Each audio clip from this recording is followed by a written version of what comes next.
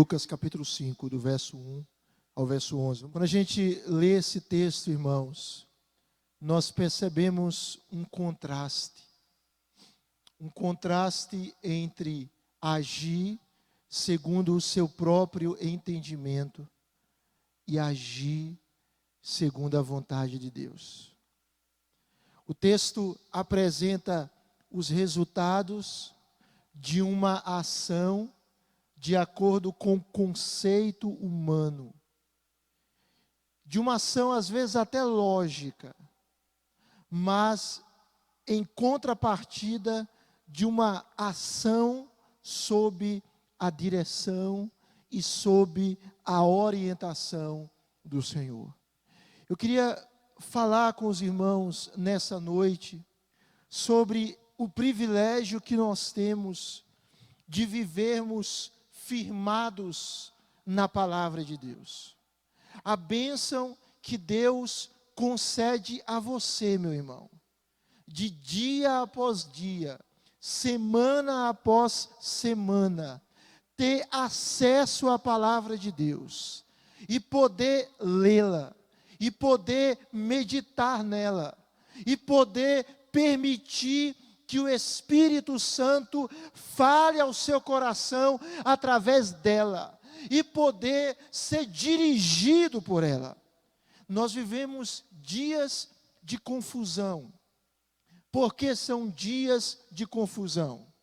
Porque a nossa era tem abandonado a verdade em favor do experiencialismo, em favor do sentimentalismo, em favor do subjetivismo. A gente fala um pouquinho sobre isso no estudo que está sendo ministrado esta semana nos grupos pequenos. Nesta era que alguns chamam de pós-modernidade, ou pós-tudo, ou mar de mudança, em que a verdade tem sido relativizada, subjetivada, em que as autoridades são questionadas, em que a moralidade é abandonada. Qual é o resultado disso? O resultado disso é uma sociedade confusa. O resultado disso é que as pessoas vão vivendo conforme se sentem bem. Mas as mesmas coisas que as fazem sentir bem são as mesmas coisas que as enveredam em caminhos de destruição. Você tem um privilégio. Você tem um privilégio de ter diante de você uma coleção de livros, que é uma rocha, que é uma preciosidade, que é uma fortaleza para a sua vida, que é uma bússola, que é um guia, que é, usando as palavras do salmista, lâmpada para os nossos pés, luz para os nossos caminhos. E esse texto aqui, irmãos, nos mostra a bênção de vivermos de acordo com a palavra de Deus. Se você notar o texto, a multidão estava apertando Jesus, como de costume, e queria ouvi-lo. E ele estava junto a um lago de Genezaré, também chamado de Mar de Tiberíades ou Mar da Galileia. Na verdade era um lago mesmo, um lago de água doce que ficava localizado a 210 metros abaixo do nível do mar. E o texto vai nos mostrar que Jesus vê 2 barcos junto à praia. E ele vê que os pescadores haviam desembarcado e eles lavavam as redes. E a noite deles foi muito frustrante. Os pescadores tinham costume de exercer a sua função à noite, porque à noite muitos peixes que estavam nas profundezas, eles viam para a superfície. À noite eles conseguiam mais êxito na pescaria. Só que, ao contrário do que era previsto, aquela noite foi um fracasso. Homens que viviam da pesca obtiveram não êxito, mas uma frustração. E diz o texto que Jesus entra em um dos barcos, que era de Simão Pedro. Jesus pede que Simão o afaste um pouco da praia. E Jesus se assenta como um mestre e ele ensina do barco às multidões. Quando Jesus termina de trazer o seu ensinamento, ele diz algo para Simão. Ele diz: Simão, lance as redes para pescar. E aqui você observa a ordem de Jesus. Jesus, por profissão, era um carpinteiro. Jesus sabia fazer mesa, sabia fazer cadeira. Ele tinha aprendido isso do seu pai. Mas ele não era pescador. Mas o texto nos mostra que ele chega para Simão e diz: Simão, lance as redes. Só que Simão tinha passado a noite toda tentando pescar e não teve nenhum êxito. A ordem de Jesus era ilógica. A ordem de Jesus aos olhos humanos era paradoxal. Se durante a noite, que a pesca é mais exitosa, a gente não teve frutos, a gente não teve vitória, como é que a gente vai conseguir pescar durante o dia? Mas me chama a atenção, irmãos, a palavra de Simão. Simão simplesmente diz: mestre, nós trabalhamos a noite toda e nós não apanhamos nada. Foi um fracasso a nossa empreitada. Mas ele continua dizendo: mas sob a tua palavra eu lançarei as redes. Mestre, essa ordem pode ser ilógica. Mestre, nós não conseguimos pescar nenhum peixe durante a noite. Mestre, nós somos os especialistas na pesca. Mestre, nós entendemos desse negócio. Pedro não fala muito. Pedro simplesmente diz: Senhor, mestre, Rabi, a gente não conseguiu êxito durante a noite. Mas porque o Senhor disse, nós vamos fazer. Porque o Senhor disse, nós vamos lançar as redes ao mar. Irmãos, como isso nos ensina? Como muitas vezes nós queremos viver de acordo com a nossa lógica, de acordo com a nossa perspectiva, de acordo com o nosso achismo, de acordo com a nossa capacidade, e nós vamos nos frustrando. E a nossa vida vai afundando. E a gente vai percebendo que os nossos planos, tão bem delineados, tão planejados, tão carinhosamente preparados, eles não prosperam como nós imaginávamos. E Deus está nos ensinando nesse texto: não viva de acordo com a sua sabedoria, viva de acordo com a sabedoria da minha palavra.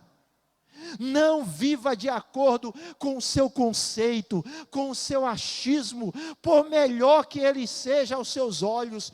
Viva de acordo com o que Deus diz para mim e para você vivermos. Esse é o nosso desafio. O nosso desafio é edificarmos a nossa profissão, edificarmos a nossa vida, edificarmos os nossos relacionamentos, edificarmos a nossa história em uma rocha que é maior do que nós, em um fundamento que nos sustenta, em um fundamento que nos guia, em um fundamento que não vai permitir que a gente caia. É por isso que o próprio Jesus, no Sermão do Monte, ele fala lá no final daquela mensagem sobre as duas casas. As duas casas foram edificadas. As duas casas têm uma aparência semelhante.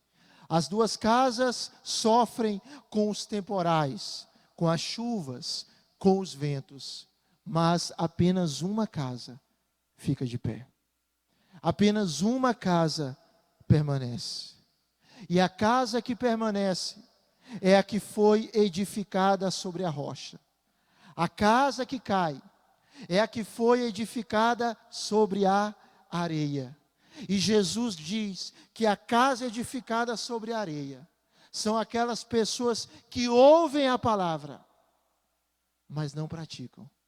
E a casa edificada sobre a rocha são as pessoas que ouvem a palavra. Mas eles não apenas ouvem, eles praticam a palavra.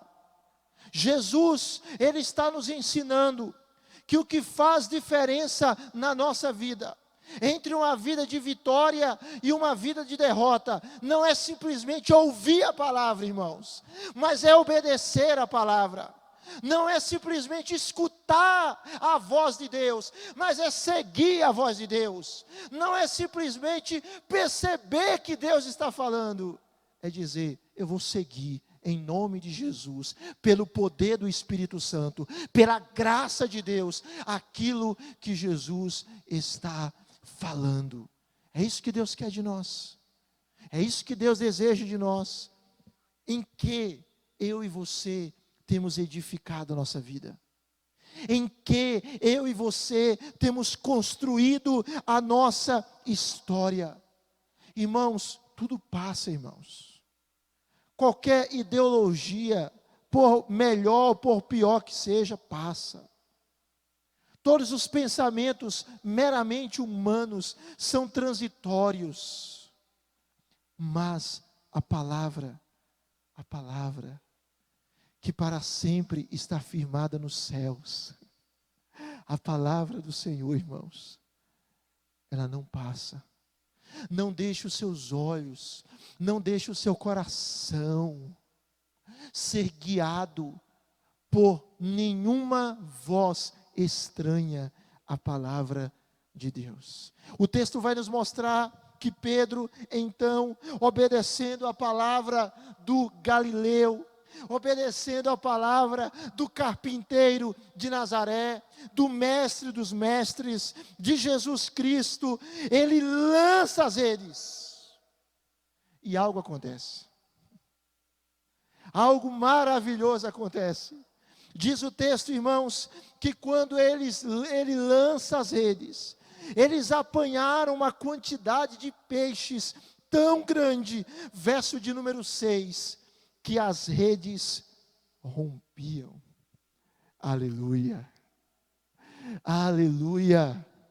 Isso nos mostra, irmãos, que Deus vai contra a nossa lógica. Deus contraria os nossos achismos, e quando nós andamos de acordo com a palavra de Deus, nós podemos ter certeza, Ele vai nos surpreender com a sua graça e com a sua misericórdia.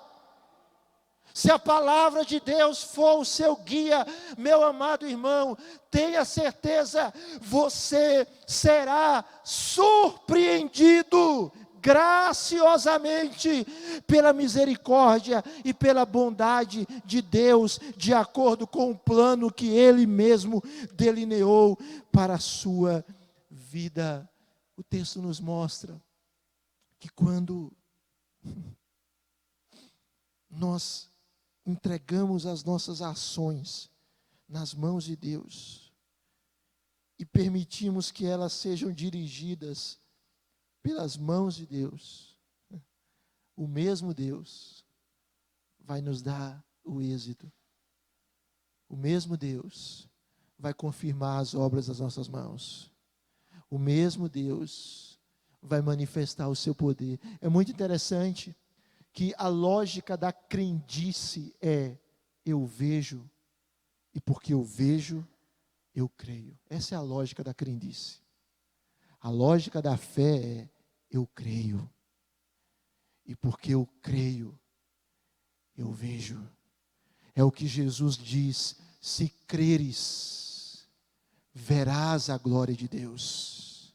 Primeiro a gente crê, e quem crê, busca obedecer.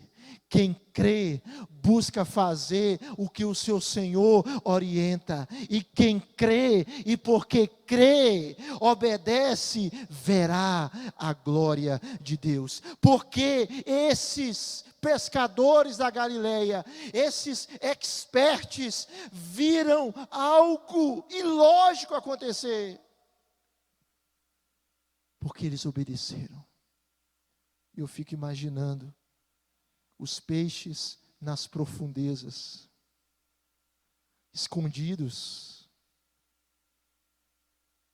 longe. Havia barco ali, havia gente, havia claridade. Eles se escondem. Mas há uma voz poderosa que governa o universo, que governa as criaturas, que governa os seres vivos, que governa o cosmos. A voz do Criador dos peixes, a voz do Senhor dos peixes. E essa voz atrai os peixes à rede. Um Deus soberano, um Deus poderoso, um Deus maravilhoso. Mas o texto nos mostra que eram tão grande quantidade de peixes que eles fizeram sinais aos companheiros do outro barco para que eles fossem ajudá-los. E os barcos foram cheios a ponto de quase afundarem. Qual é o conceito? O conceito é: siga a palavra de Deus. E você verá, de acordo com a vontade de Deus, a manifestação do poder dele na sua vida. Siga a palavra de Deus. E você e eu seremos surpreendidos com a sua bondade, com a sua graça, com a sua misericórdia. Mas o texto nos mostra que quando nós seguimos a palavra de Deus, Deus então manifesta o seu poder, e à medida que Deus manifesta o seu poder na nossa vida, algumas coisas acontecem. Olha aí a sua Bíblia, verso de número 8, diz o texto que quando Deus manifesta o seu poder na nossa vida, nós somos levados à adoração. Nós somos levados a um reconhecimento de quem Ele é. Quando nós vemos de uma maneira mais e mais clara o poder de Deus se manifestando, nós não temos outra atitude senão adorarmos. Pedro olha para o carpinteiro, ele olha para o homem simples, ele olha para o Deus encarnado e ele se prostra. E ele o chama de Senhor. Ele reconhece a divindade de Deus, ele reconhece quem estava diante dele, o Senhor. Mas o texto continua: diante da manifestação do poder de Deus, nós vemos claramente quem o Senhor é, mas nós vemos claramente quem nós somos. Pedro é tomado, irmãos, por um senso de indignidade. Pedro é tomado por um senso de incapacidade, de falta de condições de estar diante do Senhor. E ele diz no verso 8, o Senhor se retira. O Senhor se retira de mim. Senhor, porque eu sou um pecador, Senhor. Eu não sou digno de estar diante de Ti. Eu não sou digno do Senhor andar comigo, de eu andar com o Senhor. Eu não sou digno de o Senhor estar perto de mim. Eu sou um pecador. Aquele mesmo sentimento de Isaías no capítulo 6, quando ele vê a glória de Deus, e ele diz: eu sou um homem de lábios impuros. E vivo no meio de um povo que tem lábios impuros. À medida que nós seguimos a Deus, à medida que nós obedecemos a palavra de Deus, à medida que Deus manifesta o seu poder supridor, cuidador na nossa vida, nós conhecemos mais quem Ele é experiencialmente, e não apenas por conceito. Porque às vezes pessoas conhecem a Deus por conceito, mas não conhecem a Deus por andar com Deus. E Deus nos chama para conhecê-lo mais do que por conceito. Deus nos chama para conhecê-lo mais do que teologicamente. Deus nos chama para conhecê-lo por andarmos com Ele. Amém, irmãos? Deus quer que você o conheça por conceito, por saber a Bíblia, sim, por conhecer a teologia, sim, mas muito mais, Deus quer que você e que eu conheçamos por vivermos com Ele. E foi isso que aconteceu com Pedro. Pedro reconhece quem Jesus é. Ele é Deus, e eu me prostro diante dele, e eu adoro. Ele reconhece quem ele era um pecador. Diz o texto, no verso de número 9, que a admiração se apoderou dele, e de todos os seus companheiros. Se apoderou dos irmãos, Tiago e João, que eram sócios, filhos de Zebedeu, muito provavelmente primos de Jesus. E o texto nos mostra, irmãos, que outra coisa acontece. Pedro, veja, tudo começa onde? Tudo começa no Deus que fala. Veja que toda essa experiência aqui começa em quê? No Deus que fala. No Deus que emite a sua palavra. E a sua palavra é verdadeira e poderosa. Ele ouve a palavra. Simão Pedro lança as redes. Deus manifesta o seu poder e atrai os peixes à rede. Pedro adora. Pedro reconhece o seu pecado. Todos que estão ali se admiram. E aí o Senhor fala. E o Senhor redireciona a vida daqueles homens. E diz: não tenham medo. Vocês vão continuar pescando. Mas a partir de hoje, vocês vão pescar homens. A partir de hoje, vocês vão pescar vidas. A partir de hoje, vocês vão salvar pessoas. A partir de hoje, vocês não vão matar mais peixes para viver. A partir de hoje, vocês não vão trazer peixes da vida para a morte. A partir de hoje, vocês vão ser instrumentos para trazerem pessoas da morte para a vida. A partir de hoje, vocês serão mensageiros da vida. A partir de hoje, vocês não vão trazer peixes que estão livres nos mares e os prenderem numa rede. A partir de hoje, vocês vão ser instrumentos para tirarem pessoas que estão presas no pecado, para que elas sejam livres. E diz o texto, irmãos, que aqueles homens, arrastando os barcos sobre a praia, deixaram tudo. Tudo. Eles estavam diante do Senhor. Eles estavam diante do chamado irresistível de Deus. Eles estavam diante da vocação eficaz. Eles estavam diante daquela voz que fala ao nosso espírito. E a gente não resiste. Porque é uma voz cheia de majestade. É uma voz gloriosa. Eles estavam diante da voz daquele que fala. E aquele que são seus filhos ouvem e atendem e o seguem. Porque como Jesus disse, quem é de Deus, ouve a palavra de Deus. Eles estavam diante dessa voz. E eles abandonaram tudo. E seguiram o Senhor. Deus nos convida a firmarmos a nossa vida na sua palavra.